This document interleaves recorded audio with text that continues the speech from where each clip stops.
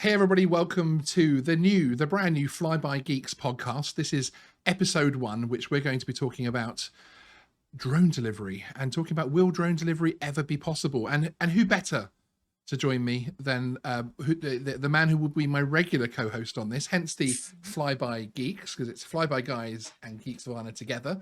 It's Stephen Sutton of FlyByGuys. Yay! Hi, Stephen. Hello. Hi, Sean. Nice new episode 1 of the podcast. Yeah, I'm excited about this actually, because we often have some quite deep and meaningful chats either over the Geeksvana and the FlyByGuys WhatsApp groups or before and after shows and that type of thing. And I think this is going to give a little bit more depth to the channel in terms of getting a bit more of our opinion out there, but also from the point of view of being able to just really go more in depth into certain subjects. And in actual fact, with a couple of the subjects, including today, we're going to learn a bit more about us as drone flyers as well, and as business people, yes, which is exciting. Now, we've decided that we're going to live stream the recording of the podcast to the Geeksvana channel members. So if you're watching this on the replay, there's a join button somewhere down there. If you hit join, you'll actually get notified as and when the recordings are happening. And in fact, I'm sending out another notification right now to our members, although I see Clocked, one of our members, already in the chat there. Hi, Clocked, good to see you. And really the idea there is that the members can come in and ask questions and interact with the subject matter that we're talking about. Yeah, just an extra perk for being a channel member, basically. So it's very much like an inner circle conversation about cool subjects with our inner circle, but then we get to share it with a wider audience as well. Today, we're going to be talking, as I say, about will drone delivery be possible, which is it's quite a wide subject, isn't it? We've broken it down into a few key subject matters. Yeah, it's kind of controversial. It's controversial in some places, and then kind of expected, and what I think people think will be the new normal in the future. But of course, there's lots of things that people don't realize about this, which is very complex. Yes, exactly. There are so many misconceptions about drone delivery, both from within the hobby, within the profession. You know, I've spoken to people who run very large companies, and their perception of what drone delivery is completely, in my opinion, wrong. And perhaps, you know, the whole basis of physics and possibilities and laws and safety and everything else like that. So it's an interesting beast, because of course it's something that I think everybody was quite excited about to begin with. Then of course the hobby and enterprise users got a little bit concerned, because we felt like perhaps, and we'll come on to this, the particular topic, but perhaps regulation was starting to point us towards that direction as well. And yeah, it's kind of, it really has become an octopus that has sprouted many arms. And you know, it's a really interesting one. So the first topic within drone delivery for us to talk about is really, where did the fascination of drone delivery come from? For me, I think the fascination of drone delivery for me personally is obviously the evolution of something I love, drones. It was something that I felt could perhaps normalize the whole sort of side of drones in the public point of view. If you're used to your Amazon drone dropping off your parcel, and you know, your Herbie's Pizza drone, there you go, free plug for Herbie's Pizza. We want Herbie's Pizza to be sponsor next week, or next time rather. Yeah, we really want it's the excitement that the rest of the public, not necessarily the hobby or current drone or UAS users, but the rest of the public would become excited about drones and very much normalized, because it's the thing of, you know, one of the recent videos on the main Geeksvana channel recently had, we were talking about, can you fly drones over my house and that type of thing. And it was interesting actually, because it was quite a wide topic, so we have picked up a lot of people who aren't my normal audience, so normal Joe public. And they were very much against it, an awful lot of them, especially the ones obviously that feel triggered enough to comment on the video. And it's interesting that of course they don't feel that way about buses going past, about cars driving past very, very close to their house, about airplanes and helicopters, but this new technology. So that was the fascination for me, that I hoped it would do that. I think in a wider terms of obviously there's always a fascination with anything new techie wise like that, isn't there? So yeah, I mean, if we take an example of what's happening here in Helsinki in Finland, is that, you know, we have these e-scooters, and we have e-scooters have been quite popular for, I would say, about 2 years now. So we've had quite a few companies where these e-scooters are, and they are basically everywhere. So you can come out of any shop, any school, any office, any home, and these e-scooters are there, you know.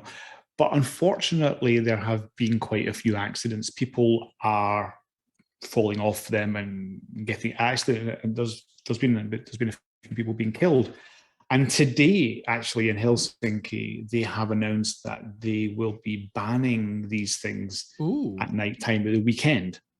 Now, this kind of goes on from the fact that there's been because they're new and they're all over the place, that people see the negative side. And I see this very similar to drones, is that there's a negative side to it. And of course, in the UK and also the US, there's a very negative aspect to drones within the public. However, the Finnish public are not very negative towards drones. They're actually very welcoming to drones, because we're doing lots of different projects here, such as the drone delivery project that I was doing last week, and there are other projects going on. There was one large project just not too far, a few hundred meters from my home, over in the park, where we had awesome. 4 or 5 drone companies working together with an EU project, and I was involved in that as well. And we had I think we had 10 drones flying in the sky around us. Wow, It was just absolutely incredible. So I think that the public's perception here, I think it really kind of goes down to what the public see and how the municipalities are communicating this. Yeah. So half of obviously, the organization that we were doing the drone delivery with was Forum Virium in Helsinki, which is the Smart City Initiative, which is within the municipality, and they're doing all sorts of things. For example, the robot street cleaner that I was reporting with you, that was connected with that as well. So that was part of that project in the same area that we were doing all those deliveries. So so that's why it's very welcoming. So it's how the city, how the municipalities communicate with the actual public, and that really comes down to public acceptance. Now, when we were doing this last week, we had people that were passing that were coming up to us to watch, bringing, there was old pensioners, you had young couples, you had families, and out of everyone that came up to us to actually observe and speak, and 100% people were all absolutely positive. Not one person was negative. Not one person came up and said, "This is a bad thing. What are you doing? You shouldn't be here." And this is, I think, the difference is that we have the municipalities really communicate, and I see this in the UK that that's not the case, because if you try to get permission to fly and you contact municipalities, they don't even know what is going on. They don't even know what they should be doing. So I think that this is a real issue about the main part of communication. If you don't communicate, then people don't know, so therefore you'll have a negative aspect about what is going on. Absolutely, and I think that is very important, and it's an interesting point you make about public perception, because obviously I've been involved with the drone tournament over in Helsinki, which is now going to be happening next year in all probability. And I don't think that's official yet, by the way. Yeah, no, indeed, yeah. Although by the time this goes out, it will be. So members, there you go, you get an exclusive. And yeah, it's something which is that I've noticed that again, yes, the public perception is different, and as you say, it's important for the stakeholders like local government, like national government, to really push these things as a positive, rather than a negative through fear and through not over regulation, but by perhaps wording the regulation a little bit more perhaps perhaps cleverly to engage the audience rather than anything else, to say, hey, we've got these amazing drones, they're absolutely fantastic, but here is the safety side of things. And then I think they would get more acceptance of drone delivery as well. Okay, up next we're going to talk about the regulation side of things, but first of all, a very short message. How many drones does it take to change a light bulb? I don't know. You guys are the so-called drone experts. And why would you change a light bulb with a drone? So up next, we're going to talk about and this is something which used to feature on the Geeksvana main channel quite a bit in my news stories, actually. Did the attraction of drone delivery dictate regulation change? And something which the viewers will have heard me say quite a few times over the last couple of years is what I call the future drone superhighways. And I think they're still coming. I don't necessarily think we're going to have, certainly not in the older cities. And Europe is, of course, so many cities are old. They have old buildings, old infrastructures, and trees in the middle of streets, that type of thing. So it's going to be very, very difficult to have these sort of delivery drone superhighways. But I think we're still going to get the drone superhighways in terms of commercial deliveries. So from things like hospital to hospital. That type of thing, university to university, researchers, organs being zipping along. So I think we're not a million miles away from seeing that kind of thing. And I have felt that some of the regulation in terms of looking to restrict the hobby use of drones, it could be argued that some of that regulation is to facilitate the increased use of commercial drones. It's an interesting one, isn't it?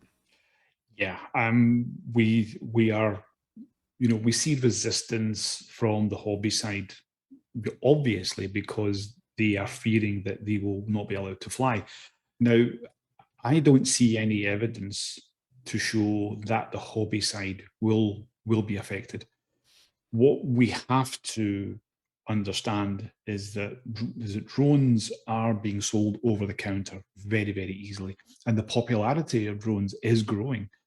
Now, that obviously will raise concern for the authorities that there are so many drones that, out there, and at some point, not to say that we're going to have highways, but we will see lots of drones in the sky because people are buying them. The lower in price that they come down makes them more accessible. The ease of them to fly makes them a lot more accessible. And it's obviously of concern to the public if they are not informed enough, and obviously to the authorities because they see that more drones in the sky means more, let's say, potential problems. Now, what a lot of people don't seem to realize, and I see this negativity towards towards the authorities, is that without drones, the authorities who work in the drone side wouldn't have jobs. Okay, they would not have jobs.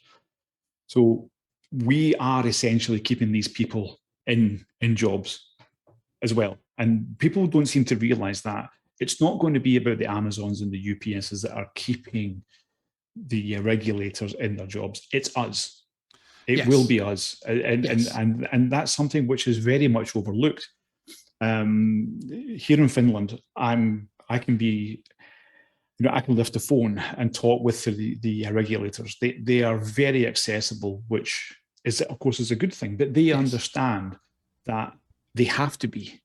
Because without us, without them, without us, there would be no them, and of course, without them, there would also be no us. So we have to have some respect to the authorities, even though you may not agree with them. But I think, obviously, in Europe is a little bit different because we can communicate, we can give feedback. Any studies that are done, the actual data is shared. I don't know what happens in the UK about that. I'm pretty sure it's almost the same. But in the US, I think that's not the case. So whatever happens, they're not getting the data. So I understand the negativity in terms of the FAA, let's say, towards the hobby side. And that's something that really needs serious work. They need to work on that heavily. Yeah, it is. And it's interesting, actually, because here in the UK with the CAA, and there's almost a two-pronged thing happening here in the UK at the moment. You've got The CAA, of course, and this is something which people need to realize as well about when we talk about the regulator. They are the regulator. They're not the government. You know, they are there to enforce via the police, etc., as well here in the UK. But they are there to do what they're instructed by government as far as policy and that type of thing is concerned. So, you know, they're not sat there making the new rules themselves. You've got the Department for Transport, etc., doing that on their behalf. So you've actually got like a two-pronged thing here. You've got the CAA that are obviously regulating the airspace for both manned and unmanned, and bringing those two audiences together and trying to keep everything safe. But then, of course, you've got at the moment there's a lot of talk about UTM, Unified Traffic Management, unmanned traffic management, whatever it would, however. It changes slightly depending on your region in the world, but essentially bringing all air traffic together so that there can be more commercial drone flights and that type of thing. And you've got a lot of local authorities and a lot of national funding going into looking into how to, you know, the future flight concept, that type of thing, looking actually how to embrace that, and how local authorities and how regions of the UK can, you know, effectively monetize that part of the airspace. And yes. I think that the concern that I have is that actually it's not necessarily the regulator that could do the damage. We could see issues in terms of how UTM is actually put into place, which will then cause, you know, issues from the point of view of conflict. I saw one, I think it was Wing, and I apologize to Wing, obviously a very small company, if I got this wrong, but on one of their ones, it showed that there would essentially be a pay per flight system for hobbyists. For any UAS operator, and I think that kind of thing will obviously get, quite rightly, get everybody's backs right up. You want to fly your Mini 2 in downtown Surrey, you don't want to be having to do that. But there were also some quite innovative things where they were talking about having, you know, working with remote ID, where they would effectively have systems where a priority tree of drones would be in place, and the drones would actually let each other know. So essentially, they showed an example of a fire incident, and the fire brigade put their drone up, and it's doing circuits to obviously check out what's going on. A hobbyist drone flyer a good distance away, just outside of sort of safety zone, doing something completely different, not looking at the fire or anything else like that, is going to be in conflict with that drone. So actually the UTM system tells the hobby drone to move away slightly. And, yeah, it does. And actually, I was the first person to test that. Were you? That's fantastic. I was the first. I actually made history, and I'm awesome. I'm not afraid to say that I was I made history 2 years ago. This was in the big event over in the park over there, yes, where we had, and this was a European Union Cesar called Golf U Space.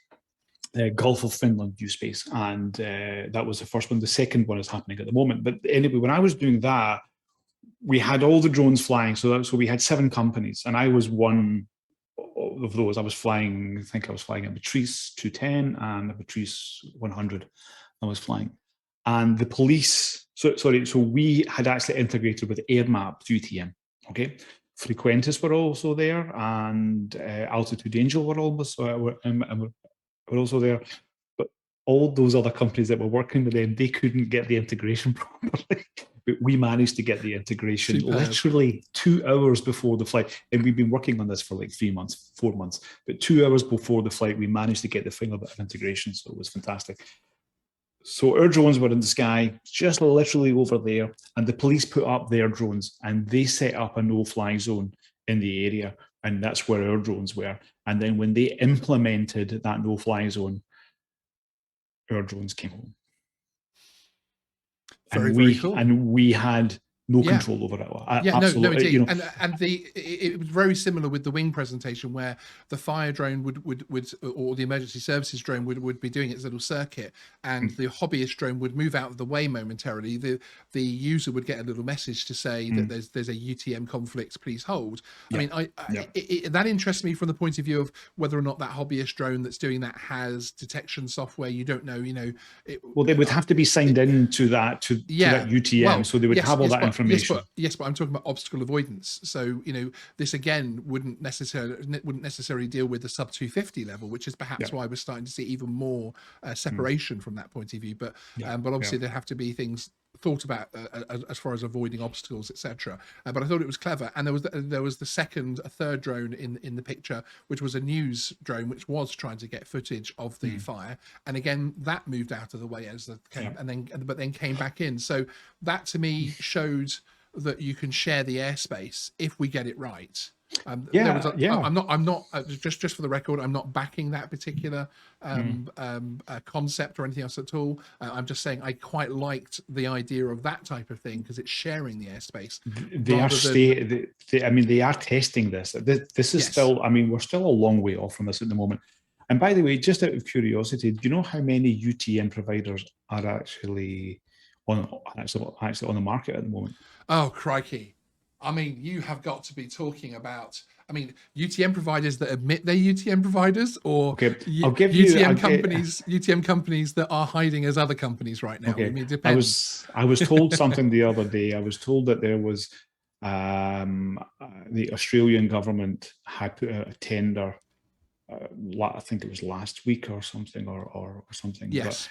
But and guess how many companies had actually put in to run a UTM? 36 companies have actually applied. Wow. Now, I would say that probably 3/4, no one has a clue who they are. Yeah. We know Frequentis, we know Altitude Angel, we know absolutely. AirMap, there's another one in Dubai who are actually supposed to be doing the one here in fact, I can't remember the name again. But they're popping up everywhere. So it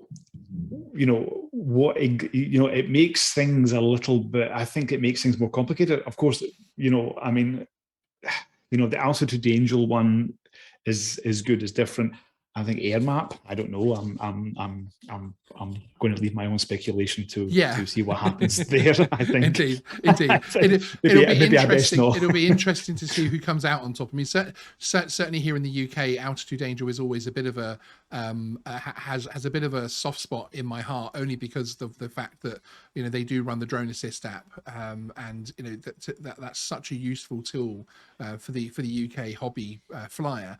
And I think if someone can make a tool that's as good and as effective as that, and they're sort of looking at the UTM side of things, that to me sort of, that gives me hope, if that makes sense. And it is interesting as well, because on all these sort of webinars and conferences that I've attended on UTM, it is talked about that there would be multiple UTM providers feeding into one network. So we're not necessarily talking about there having to be a Google or one big company. Oh, I'm going to Google this, or I'm going to UTM this. We are talking about that there will be several companies within that space. In all probability, who knows? And there's all sorts of battles between whether it's the NASA US system or the EU system, or whether they use two systems or one system globally and that type of thing. It's going to be very interesting, but. Yeah,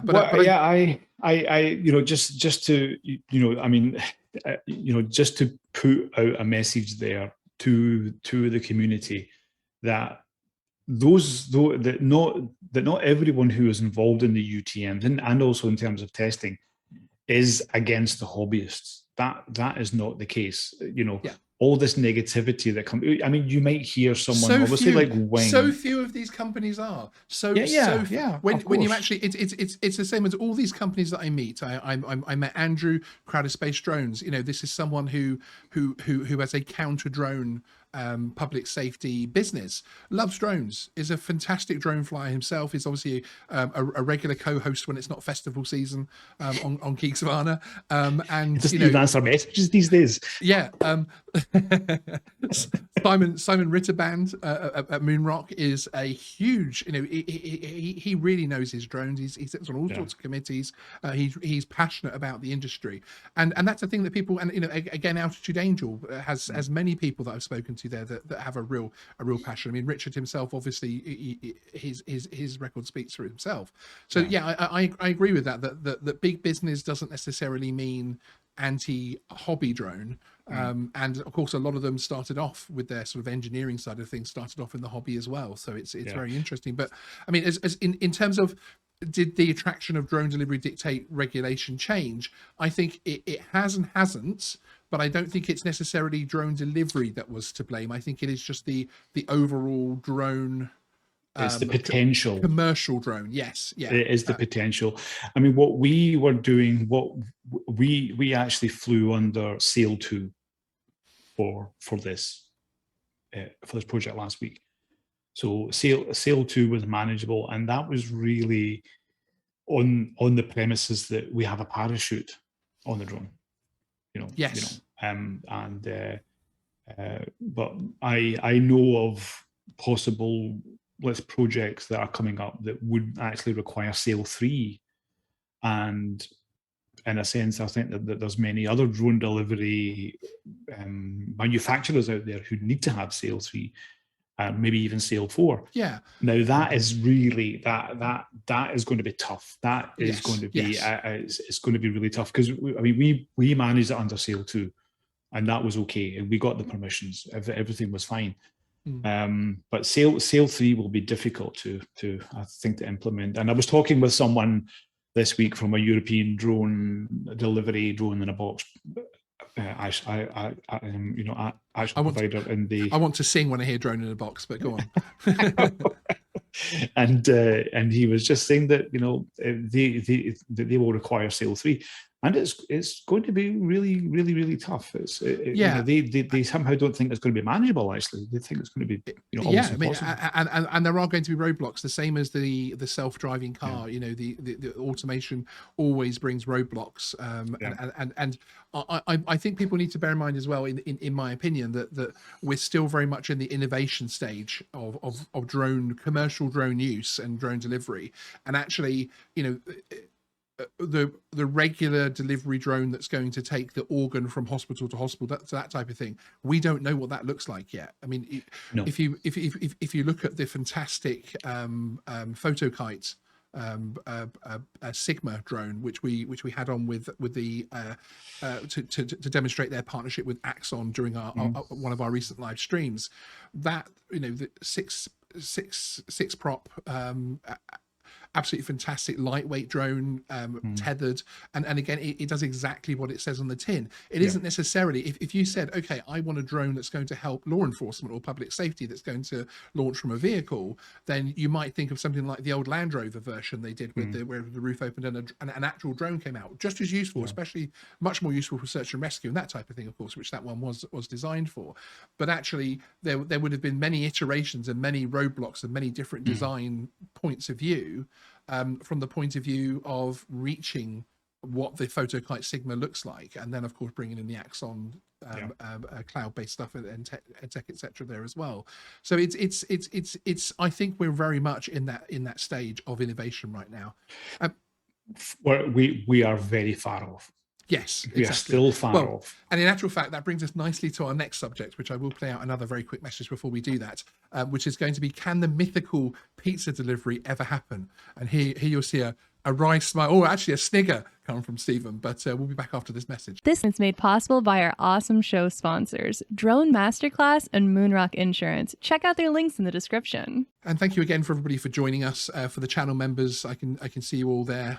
There's quite a few people watching at the moment, actually. And again, just to let anybody know that's watching this on the replay, you can watch this being recorded live. It's going to be at different times of day, and there's going to be different levels of notice because we're fitting this in amongst our busy schedule. but you'll be able to come along and ask questions and say hi in the chat and that type of thing. And in fact, I was about to say hi to the Flyby guys, but that's you. Hi to Alex, Travels with Rosie, who was actually the winner of our A2 CofC course from Drone Masterclass, which is apt as we've just played it out in the Discord channel. So congratulations, Alex. That's fantastic. And Airless Mean, thanks for popping in to say hi as well. I appreciate it. So, yes, it's that part of the podcast where we get to watch Stephen fall off his chair laughing. Stephen, do you think we're ever going to see drone delivery by pizza ever happen? You know, am I going to be able to order my kebab and have it zipped to me by Deliveroo drone rather than Deliveroo moped? I think in Japan you cannot. You think you can have that, and think in some parts of China, yes. In Europe, in the US, in the UK, no. I think no. It's. Can I say pie in the sky? Can I say that? Can I? You can coin that. I think that could well be a brand new drone delivery joke there by Stephen Sutton, the Flyby Guys, copyright 2021. I know what you mean. It seems far-fetched, and again, I'm not looking to talk against anyone that's innovating in that sector. If somebody comes up with a solution to get over all of the problems that there are, fantastic. So, you know, talk the single issue that I can't get over, because I know we can innovate for drones, I know that we can innovate for automation, I know that we can innovate for so many things, for packaging to keep the food hot and for that heat not to affect the drone, and you know, all sorts of things. There are so many clever people out there. I just have to look around my studio to see how many innovations and fantastic technology just makes this possible. So I understand that, but the thing that gets me is the final 30 feet, the final touchdown, as it were. And you know, it's that to me is a concern, because you see these delivery drones, and the ones that drop them on wires, that sort of come to about 50 feet and then drop a wire down, drop the parcel off. And of course, the promo video is always the happy family stood around watching this thing drop down. What they're not showing is the dog running in, grabbing the line and giving the drone a good tug, or you know, little Susie or little Max deciding that they're going to be a rebellious teen and run out and try and mess with the drone and that sort of thing. Let alone the criminal aspect of it as well, of course.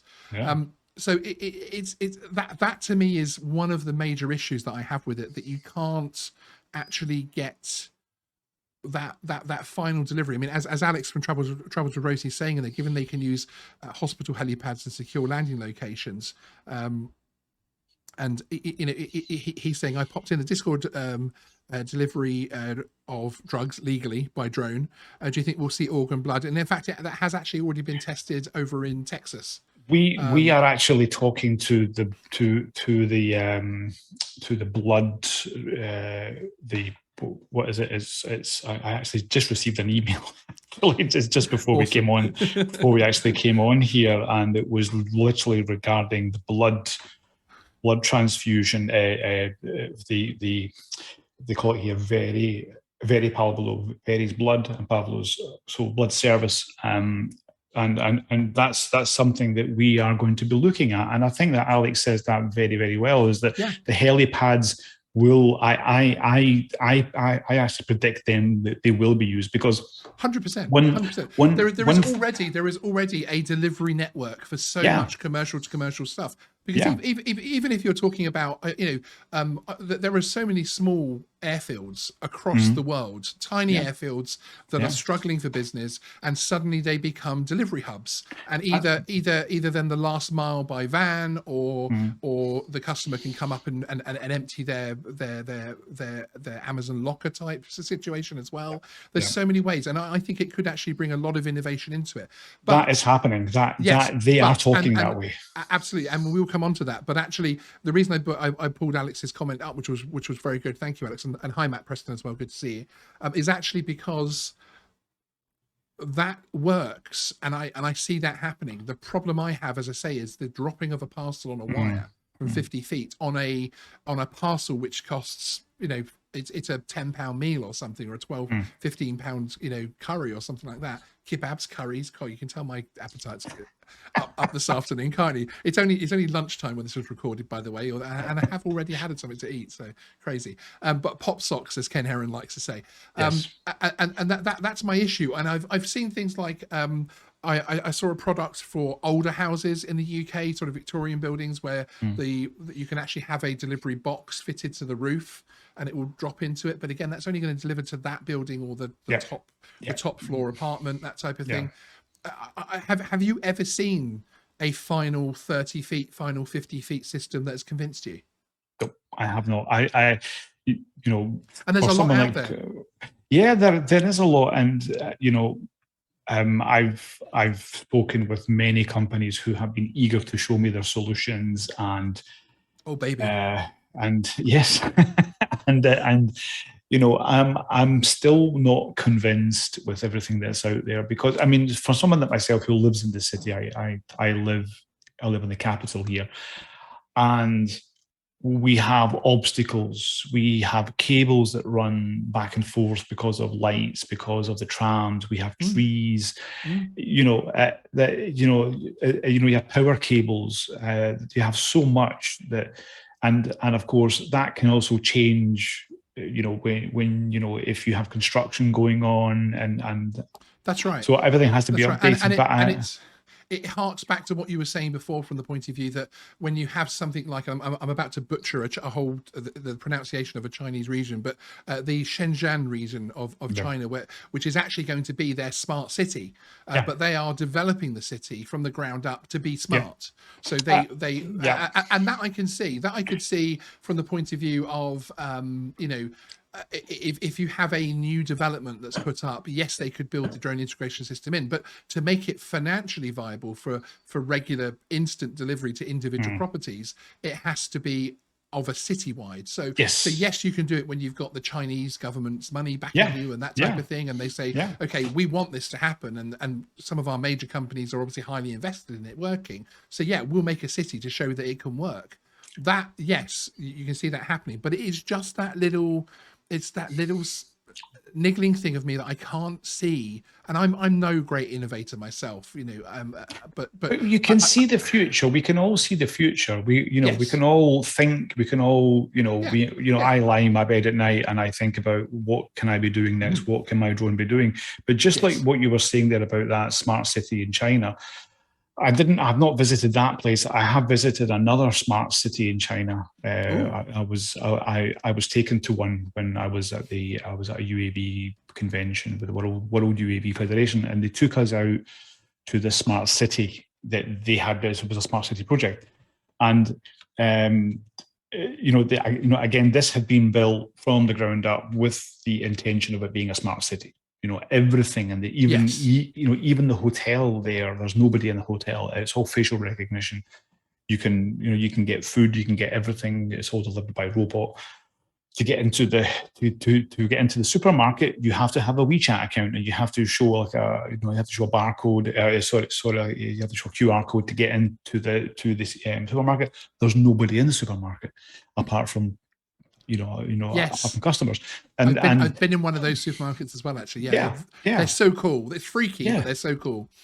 So they do that, and I mean, obviously, again, this is like a test bed. This is not something where people are living. I mean, I think people can go and stay in the hotel if they are there linked with the project and stuff, but they are putting a lot of money into it because they will see in the future China has the money, of course, Yes, exactly. But I mean, if we think about the everyday person, if we think about, people in the chat who do fly, we think about all the people that we know who fly, who are very concerned about drone deliveries getting in the way of their flying, not in their lifetime. No, indeed, and that brings me on to my next point, which is and this segment being, can the mythical pizza delivery ever happen? Yes, but I think we're talking 60, 70, 80 years down the line, when the world is a very, very different. I mean, look at how different things were 60, 70 years ago. I was watching a Clint Eastwood movie last night, The Gauntlet, which was 1977, when I was just a wee little baby. Yeah. And well, we all were, of course, back then. But the tech there compared to now is just mind blowing. You know, there was a police officer that was being attacked by other police officers. He couldn't just pick up his mobile or text someone or say, hey, check CCTV to see what happened. So it's incredible how much we do leap forward. But I think we are a good 50 or 60 years away from, you know, the regular drone delivery from that point of view. I think when you've got things like, you know, like Manor in over in Ireland doing those kind of deliveries, I think once they get beyond the sort of BV loss issues that can have, I think that you can see it to rural communities and that type of thing on specific setup systems. So, you know, yes, your address has been approved for drone delivery, so now we can deliver regularly to you under these set parameters, and you have to take, you know, you have to sign waiver for X, Y, and Z. But the pizza delivery, I see the issue of technology. I see the issue of the last 30 to 50 feet being a huge issue, and of course the issue that you're delivering something which costs €10 on a very, very expensive drone that you know, a kid on a moped or a you know, an Uber driver could deliver for a few pounds. So I think, yeah, and also at the same time, your, let's say, Deliveroo and whatnot, they're also carrying multiple you know, let's say multiple deliveries. So they are doing 3 or 4 in the one run. That's it. So whereas a drone can't do that, it will be your. So again, yes. I don't see it being finite. I don't see it being technically, you know, let's say possible. I think also one other thing that people don't seem to realize is that the GPS issues, because if you're working, if you're flying within, you know, within lots of buildings, within old Victorian buildings, you know, like I'm in here right now, and if you put your drone in between there, you start to lose GPS, and you start to lose GPS, you become a major risk, and when you become a major risk, you will not get permission. So, you know, one incident is all it takes, isn't it? One incident. And you know, with all these trials that are happening, we only need one incident. It is an interesting concept, and it's something that I would like to happen, because as I say, as at the beginning, the fascination of drone delivery for me comes from the fact that you would then have a wider public acceptance of drones. But I'm not entirely. It's just not going to get there for me. Interestingly, actually, there is of course drone delivery via the little drone vans. Have you seen those that were tested in Texas? And that works. But again, you have to be in. So you have to make sure you're in for your delivery slot, and you're walking out to the van and pressing a code, and then it opens up, and there's your groceries, which is fantastic. But again, that can't carry as many groceries as a man driving a average sized, you know, Sainsbury's or Walmart delivery van with all those different groceries in the back. Again, from a scalability point of view, it is difficult. Okay, up next, we're going to be talking to Stephen about drone delivery, which is possible, which is very exciting, including some recent trials which he's been running, which will be back after this very quick message. Are you enjoying this? Perhaps show how you feel by hitting the like button or subscribe if you're new. Yes, if you are new here, please do subscribe, as well as this podcast, which you were probably seeing this on Geeksvana, but you'll also be able to hear it on the various streaming platforms. Wherever there is a description, you'll find links to both mine and Stephen's channels, Geeksvana and FlyByGuys. We do some great shows together. He's a fantastic guy. He really is a huge knowledge in the industry, and I'm very, very pleased that we met all that time ago over drone lightning, actually, which was which was kismet, frankly. So my next segment is talk to Stephen about his recent drone trials, because of course, very, very recently, and regular viewers of FlyByGuys will know that Stephen has been actually carrying out, beyond visual line of sight, drone deliveries in Helsinki. Yes, it's been another first. Yeah, you've been delivering drugs legally. Pharmaceuticals, we should call it, really, shouldn't we?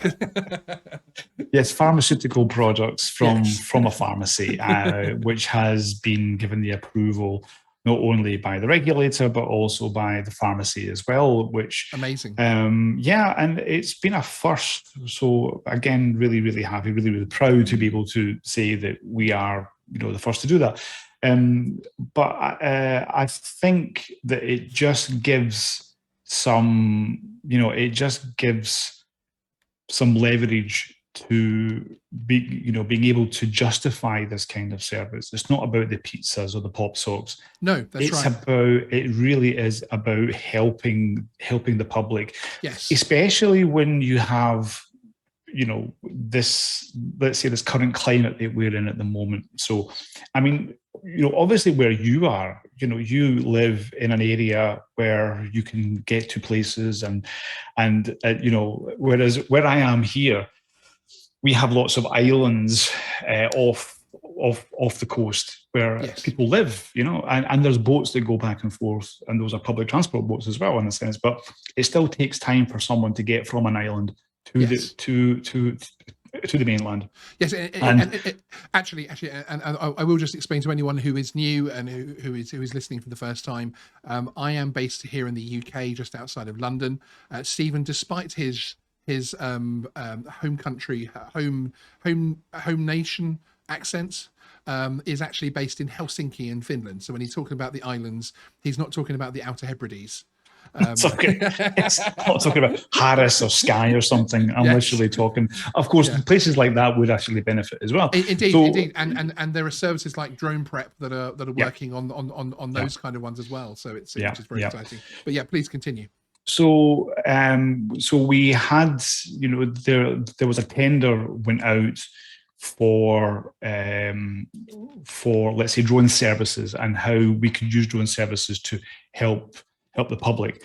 And we had a consortium together where we thought if we could add drone delivery for pharmaceutical products from one part of the city to an island. It was actually from an island to like another island. And this island that we were delivering to, they don't have a pharmacy on that island. Oh, right. Okay. So this was, and we have a much larger island just about one or 2 kilometers from there, which is a very large island and densely populated as well. And the point of this was to prove that we could actually deliver pharmaceutical products, or actually the customers would make orders. And so this wasn't just something that we were just making deliveries. People were actually making orders. People actually had orders. Yes. So basically, we're talking about, as you were saying before I rudely interrupted you, whereas myself here in Surrey and yourself in central Helsinki, we've got very easy access. We could walk out and drive out to several pharmacies very, very quickly. But of course, some of the islands don't have those facilities because they're just not as overdeveloped, essentially. And the concept behind this, which again is one of the reasons why I love the photo kite thing. I know I'm like a photo kite salesman at the moment, is because it actually delivers on a concept. It actually comes through with a real world drone deployment issue. Is that you actually had people on the island who needed pharmaceuticals, and you delivered them. You actually delivered real orders. This wasn't just a, hey, we're going to put an empty box on the bottom of an M600, and we're going to fly it across to this island to show that it can be done. Obviously, we know a drone can fly from there to there, but you actually went through the process of, here are the orders, and those orders were picked. They were put in the box on the bottom of a drone, flown over, delivered, and those people on that island have now used and are using those pharmaceutical supplies. So this was this wasn't actual drone delivery. This wasn't a trial, because when you hear trial, you think, okay, they're testing to see if it works. Well, we know an M600 can fly that far, especially if it has beyond visual line of sight permission. That's really interesting. How did you deal with the beyond visual line of sight side of things? Well, we had someone on the other side.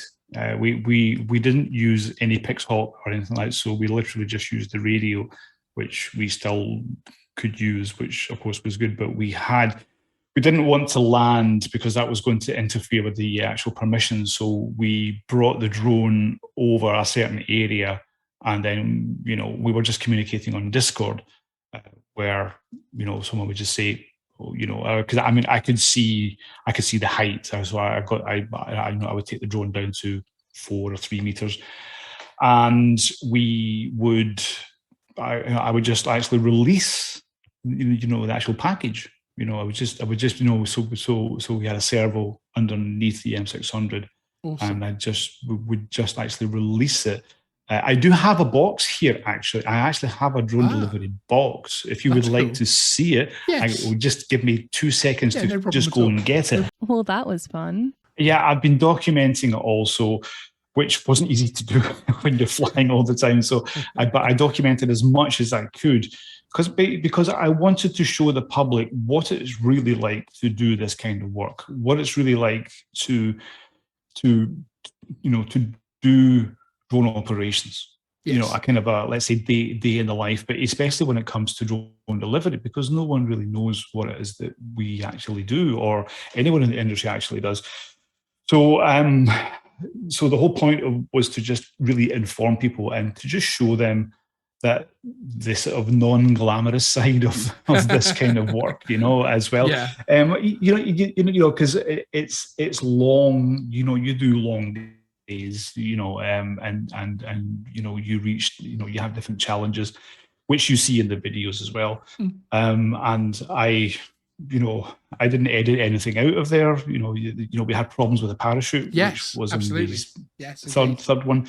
We were told the parachute was coming, and then we got to the place where the parachute was going to be delivered, and then it wasn't there, and then we had to go and pick it up at the other side of the city, in a sense, and stuff. And then we had to do that all through the evening to get it installed so that we could be ready to fly in the morning first thing, because the press release was going out, and it was just an absolute nightmare. So, but I do have the box here. So there we go.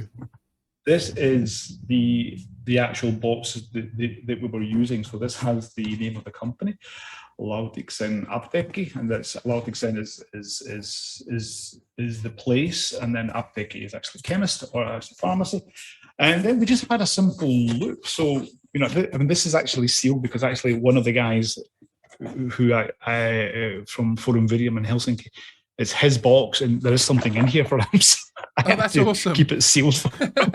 he still has his, I don't know what it is that he's got. I don't know, but there's something in there. But what we have on here, so we have, I don't know if you can see, so we have sensors. Yes. These are actually sensors. The green one is called a shock dot. I don't know if you were watching, what was it, Mythbusters? Yes. And they would have these on the bodies to check. Yes, to check for the shock and whether it would have killed someone or hurt them or broken a bone and that type of thing. Yeah. Yes. Very cool. So we use this in order to see how the boxes would react from different heights. And then on the second video, day 2, you see us testing by dropping the boxes from 5 meters, 10 meters, and 20 meters. And there we wanted to see how these would actually affect. This is also temperature controlled as well. So this is actually this is actually a thermometer. So, and then we also have a sensor inside that can check that if that's activated, then that it's been at it, that it has affected it inside. But all the goods would not be affected by anything that was in there. So that is really clever, really cool. Yeah. Yeah, and it was all this data that we took. So we actually have a spreadsheet, and from every flight, we took all the data from, so everything from every height to every sensor, that's all been logged, and that will all be available for anyone to see. Very cool as well. But as I say, there's a link in the description to go and check out Stephen's videos on that. They are absolutely fantastic, and congratulations on getting over the 1,000 subscriber mark. And I look forward to you catching me up. It will be a while, but look. Yeah, the chase is on. The chase is on, exactly. But yeah, hopefully, what is it? All boats rise in the tide. So yeah, so the tide raises all boats. So Excellent. Well, I think as we are approaching the just after the 50-minute mark, we'll actually wrap things up there. Again, hopefully everyone, thank you very much to the channel members who've been watching live. It's been great to interact with you. Again, if you would like to watch the next one live, you can hit the join button if you're on YouTube, or go across to the YouTube Geeksvana YouTube channel and join there. There is a link in the description again to go and do that, and you'll be able to watch live and interact with us for the next ones. We've got some very exciting guests coming up, some very, very exciting guests coming up on the podcast in the next few weeks, and I'm not sure how often we'll be doing this. Certainly perhaps every fortnight, perhaps every month. It has to fit in within our schedules and that type of thing, so keep an eye out for episode 2, which I think we're going to be starting to talk about things like drone light shows and that type of thing, which will be very, very exciting, which again couldn't possibly comment on, but there we go. But thank you very much everybody for joining us today. I really, really do appreciate it. This has been something interesting, because it's a chance to talk about a subject in more depth and have a chat and let people in on what more of the depth of both of our channels and both of our drone lives, from the point of view of just getting to know our thought processes a bit more, and perhaps finding out some information as well. It's always good to impart information as we go as well. So thank you very much for joining us, Stephen. Thank you. Pleasure. Excellent. Okay, guys, see you next time.